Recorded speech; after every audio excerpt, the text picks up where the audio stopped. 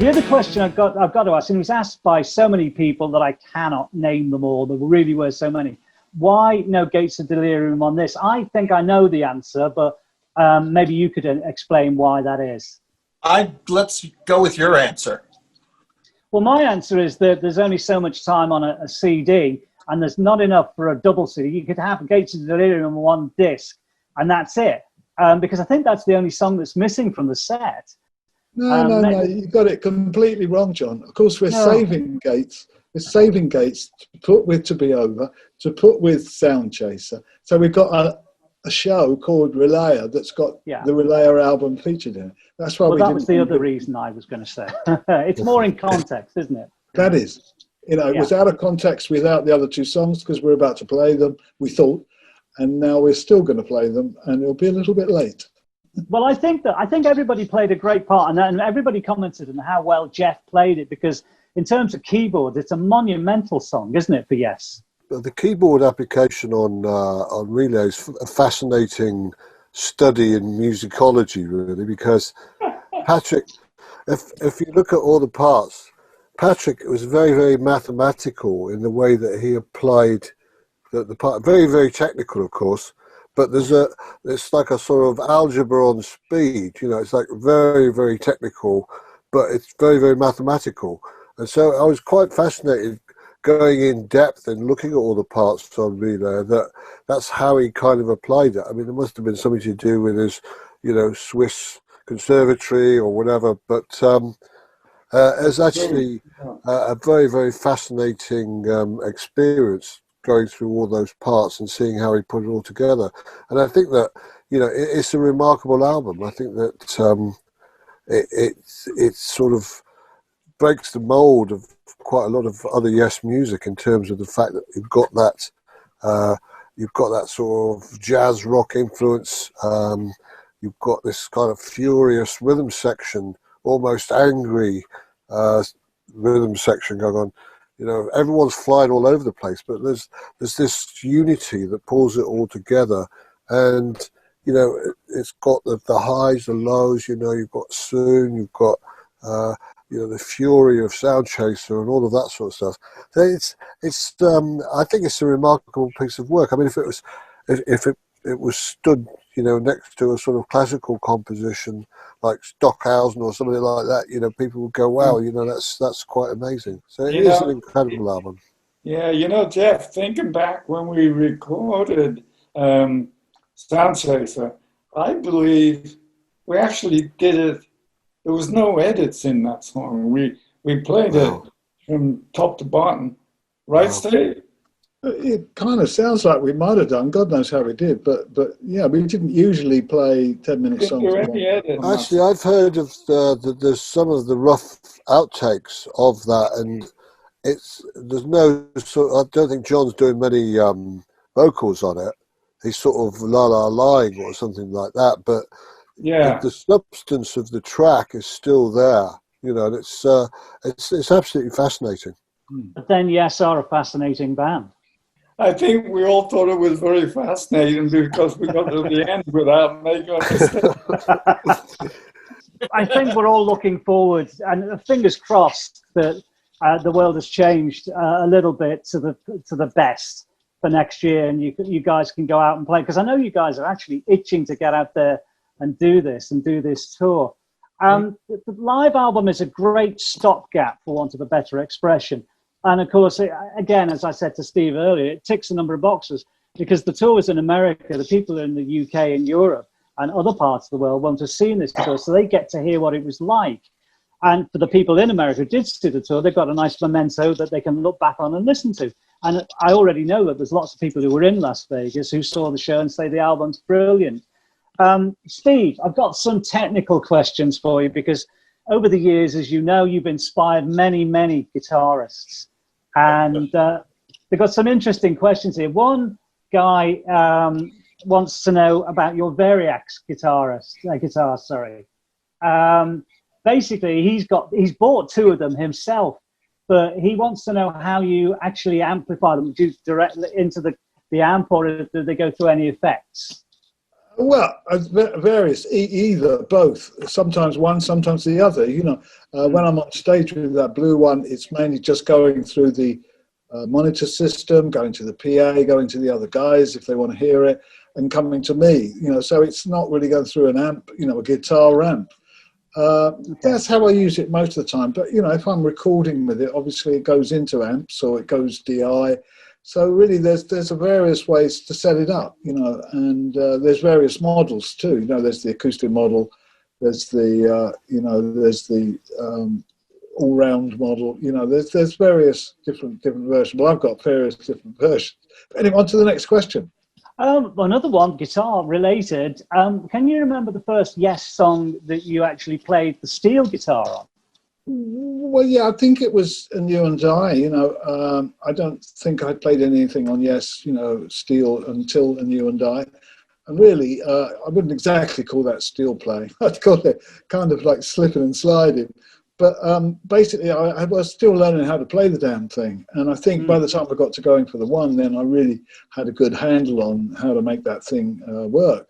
So, you know, there were bits in Siberian Couture as well from Close to the Edge that featured the steel. So I was just sort of tempting myself, just getting used to it and getting an ear for how to pitch the thing, because everything else I play is, besides a bit of fretless bass, but mainly everything I play is fretted, but of course the steel isn't. So it's part of the beauty of it, but it's also part of the technique to sound like you're in tune most of the time. Well, there's a great version of Going for the One on the live album, and I've always said this, whenever Yes play that song, it's time to strap yourself in, because it's probably one of the hardest rocking songs Yes have ever done. Yeah, it's a good rocker, that. I mean, you know, it's stomping and it's going along pretty good. It was a very imaginative time. You know, we were in Switzerland and there was this kind of breadth to the sound, the lake and sort of the beauty of everything. It's a very serene sort of album, really, Going for the One. But Going for the One as a song is, you know, pretty hard hitting. And, you know, it's something to reckon with. It still is. And 43 years later, it's still an absolute diamond in the Yes set. So I hope you get to play it many years to come. So another technical question, this time for Billy Sherwood. Now I know that you play your own basses on tour with Yes, and you have done. But I also know that you do have a Rickenbacker bass. And a gentleman from Italy wants to know, are you ever going to play that live, or is that just a little bit too close? Well, you know, it was totally off the radar when Chris died, because that was his instrument and it was a respect thing. And a lot of time has passed, so you never know. I may play one, I'm not sure. Every time I go to play one, because of just the nature of how I play, right where my hand rests, I have an issue with the thing that covers the pickup. So it's like I can't really do my muting technique. I can't do half the stuff that I do because of the nature of the ergonomics of the bass. So it's a little tricky to find something that works on it. There's probably going to be a song or two where I could pull it off because it works for that. But a lot of the time I find that it's not really for me. And it never has been, to be honest with you. I mean, this goes back to when I was a kid, 14, and I finally had enough dough to grab a bass, a real bass. I will go to the music store and I pull down the Rickenbacker because Chris plays it and this is what I'm coming to buy. And within about 5 minutes, I was so like heartbroken because it was like, this doesn't feel like my thing. And I just went another direction in my career with Tobias and Spector and Fender and, you know, Yamaha and all those kind of things. That said, I'm going to try to play a song or two on it, but we'll just have to see because it's such a foreign feel to me. Can I jump in, Billy, and say to you, I hate that bit on the Rickenbacker bass too, you know, because I've got a 401. You just take it off. I mean, that thing, if you work it out, you can take it off, and you take it off, and man, is it a better bass? As you say, because you can get places where you want to play. And the other thing from the tuning thing is, you know, I'm hypercritical about, and I find that the Ricky, it just starts slipping faster than any of my other basses. So if we're going to play a song that's 6 minutes long, by the time we're at the end, because I'm sweating and it's hot and the strings are getting warm, it's like going down as I go. So I don't know. There's several reasons why I don't. Let's put it that way. You It's know a what I bit mean? of it's a bit of a beast as a guitar, and of course Chris played it throughout his career. He did play other I mean, basses, but that was Chris's thing. And, you know, Lord knows, though, my man would come down on that E string, as Steve and Jeff, I'm sure, and Alan can attest, John, you know, in certain things, and that would go, bow, back to pitch. So pitch wasn't really, I'm not jumping around like that. So, you know, I'm left to just the pitch. well, So, I can remember standing on stage at a sound check in Manchester once when you did Machine Messiah, and I was only told afterwards by Jeff, you didn't want to stand there. That's like Chris's wall of death. right. And it's like, you know, you can literally see birds flying across and dropping dead. I mean, it's one of them. I mean, it was an amazing sound, but he played that bass in '64. So, you know, But he probably knew it inside out. The funny thing is for me is that I always modeled my tone after Chris. So my tone got dialed into his world. So that's where it comes together. And the instrument itself is really becomes a tool for the ergonomics to be able to do things. But the tone itself, it is, you know, between all the stuff that I use with the line sixes and whatnot, I can get right there, you know. Okay, another technical question, because you guys have influenced so many people over the years. I mean, I know Steve did a kind of masterclass recently. I guess all of you probably could, really. A guy wants to know, Jeff, when you came into the band with Drama, the keyboard sound for Yes changed quite considerably, really. There was enough there, of course, to make it sound like Yes, but how did Steve, Alan, and of course, Steve, Alan, and Chris take to the new sounds coming in? I mean, did they give you free rein, really?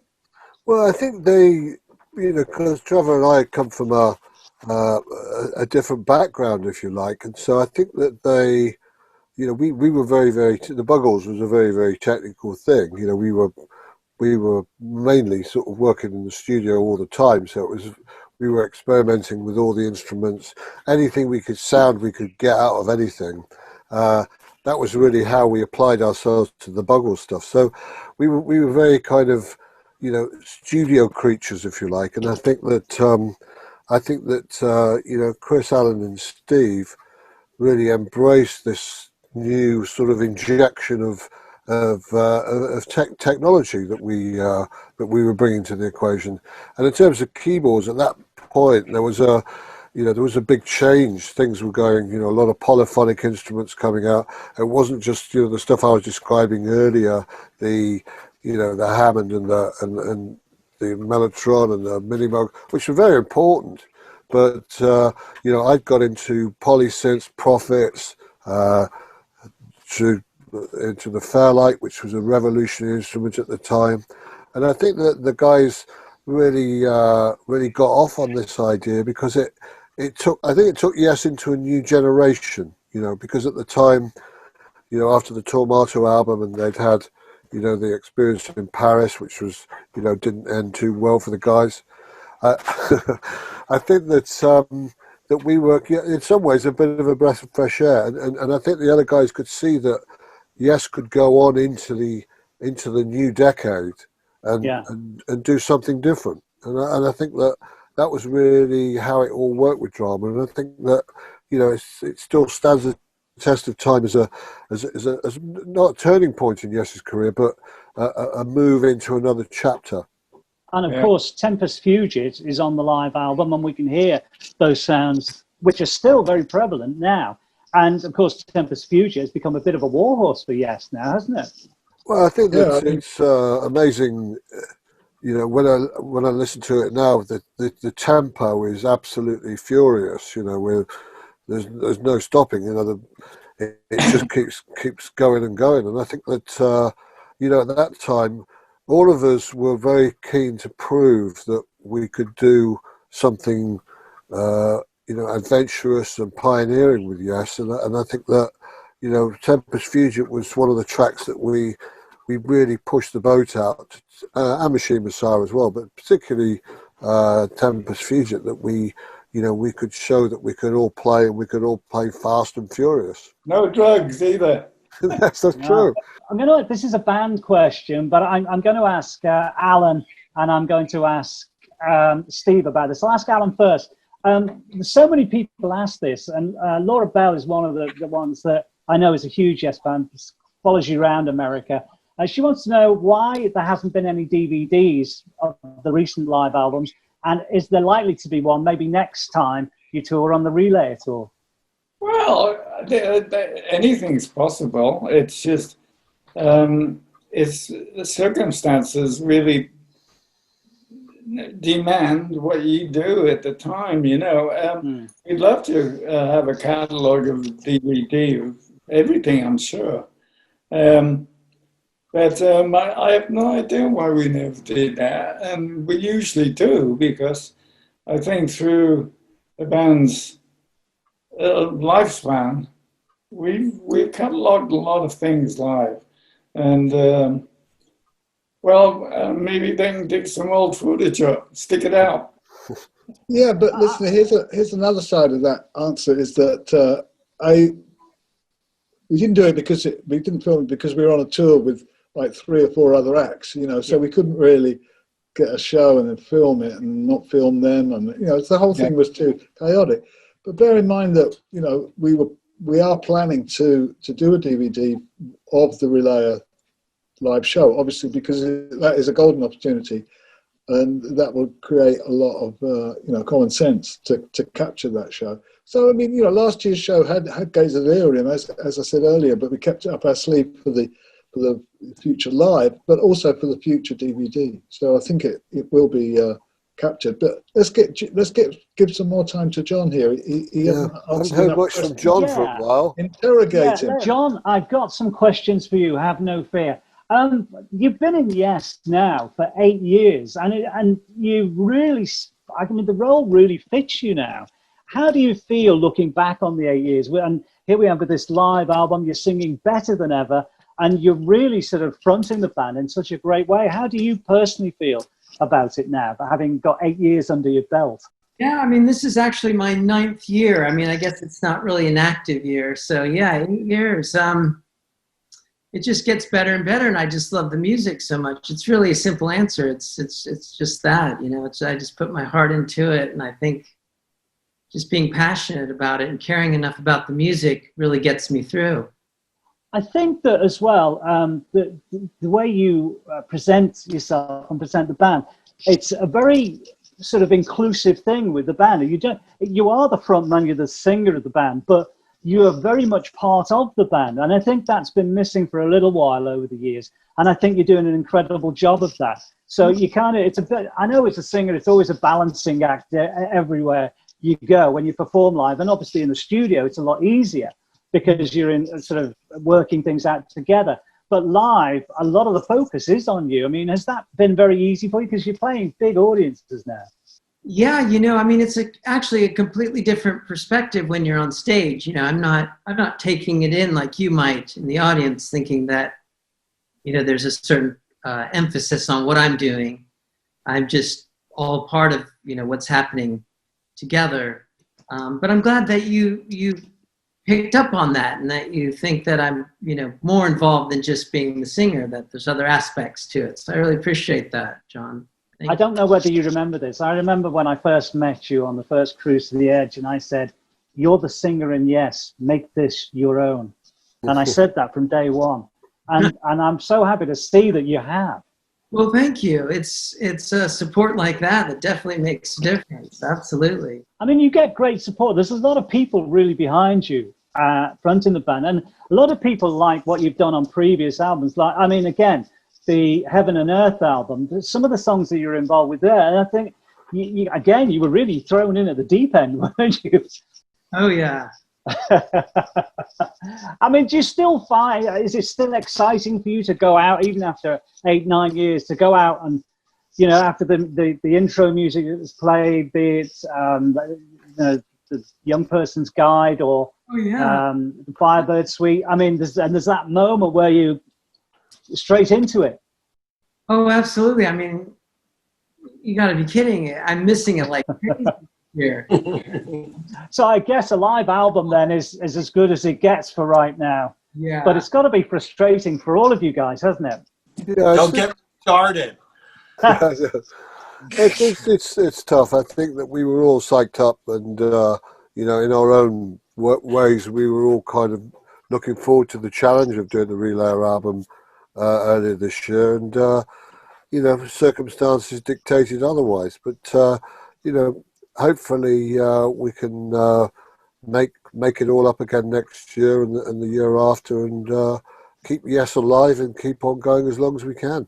Well, I've got one final question for John, and that final question is basically when you go on stage next time, you're going to be performing Relaya. Now, you've had a taste of it with the Gates of Delirium. How do you feel about the next tour? Because I think it's going to be intense, not just for the band, but also for the fans as well. And I know the fans are really desperate to hear this album live.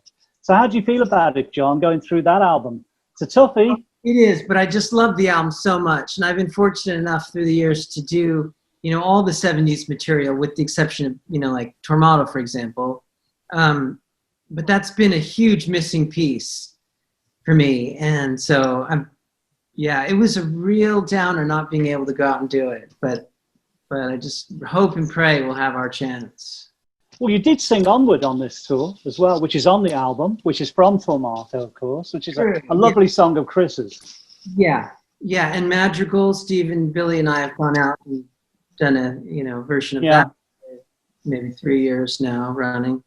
But there's so much. I hope we do Tormato, guys. Hey, arriving future times. What do you say? I'm there. Yeah, Silent Wings of Freedom gets asked for a lot on the boards. I know that. Well, in fact, actually, was that going to be on this tour, guys? Were we going to do that this last year? Yeah, I think so. It's a secret, though. We mustn't tell everybody. No. Steve's no. Yeah. You've got to keep some secrets. Steve's absolutely right. The thing about Steve is Steve's the gatekeeper, and people think it's me, but actually I like going to a concert. Okay, I know you're going to do Relaya, but I have no idea what you're going to do for the rest of the night. So that's, for me, is part of the excitement of going to a gig. So keep the lid on it, guys. Okay. It's been great talking to all of you today, and this is the first for me, being involved in the launch of a live album. I think it's the first for Yes as well. One of many firsts for the band. This is what we've been talking about. This is the brand new live album from Yes, The Royal Affair, live from Las Vegas. It's available on single disc. And it's available on double vinyl in a tri-fold out sleeve. Just beautiful. To give its correct term. It's beautiful. It's an artifact in itself these days. And I know vinyl is becoming very, very important again. Steve, Alan, Jeff, John and Billy, thank you so much. Yes, live in the record store racks once more, and hopefully on tour next year. It's been great to talk to you today. Thank you for spending time with us. Thank you, Don.